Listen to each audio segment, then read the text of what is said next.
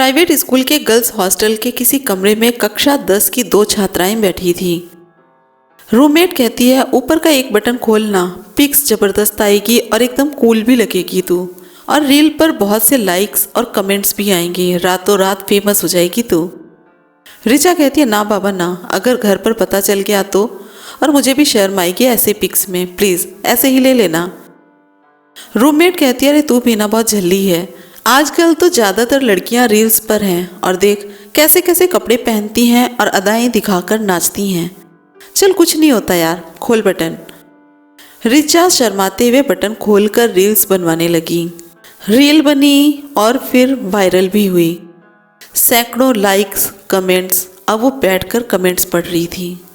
किसी ने लिखा था बहुत टू हॉट बेबी, तो किसी ने लिखा था you are looking very sexy and hot.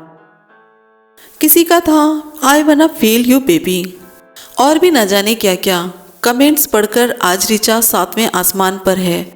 उसे लग रहा है कि दुनिया की सबसे सुंदर लड़की वही है और शायद उसी के लिए परिशब्द बना है। इधर कस्बे में रिचा के घर एक जागरूक युवक आकर उसके माँ बाप को रिचा की रील और उस पर आए कमेंट्स दिखा रहा था। तीनों में कुछ बातें हुई और अगली सुबह तीनों रिचा के हॉस्टल में उसके साथ बैठे थे। युवा का परिचय किसी दूर के रिश्तेदार के भतीजे के रूप में करवाया गया जो आज शहर आ रहा था, जिसके साथ माँ पापा भी आ गए। कुछ बातें हुई और साथ में लंच किया गया। पापा और वो युवा कुछ देर वार्डन के पास भी गए और उनसे इधर उधर की बातें की। शायद किसी ने नोटिस नहीं किया था, लेकिन जब युवा हॉस्टल के कमरे में दाखिल हुआ था तब उसके पास एक मोटी किताब जैसा कुछ था जो शायद वो कमरे में ही भूल आया था। शाम को रिचा की नज़र पड़ी तो उसने देखा कि एक मोटी सी एल्बम उसके स्टडी टेबल पर रखी हुई थी। उत्सुकता से रिचा ने उसे खोलकर देखना शुरू किया। एल्बम में हजारों ऐसे पेपर कटिंग्स लगी हुई थी जिनमें भोली भाली लड़कियों को शिकार बनाए जाने की खबरें थी।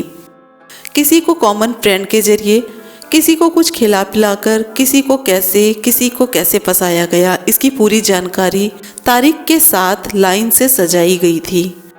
अरे ये क्या, इस कटिंग में तो लिखा है कि अपनी ही सहेली के उत्तेजक फोटो लेकर उसको बरगलाने वाली लड़की किसी संगठन की एजेंट निकली।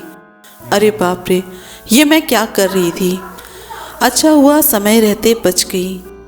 अगली सुबह पापा के पास वार्डन का कॉल आया जिसमें रिचा ने रूम बदलने और रूममेट की पूरी जानकारी चाहने की एप्लीकेशन दी जाने की बात कही। पापा ने तुरंत ही उस युवा को कॉल लगाया और अपने समूह के साथ शाम को खाने पर आने का निमंत्रण दिया।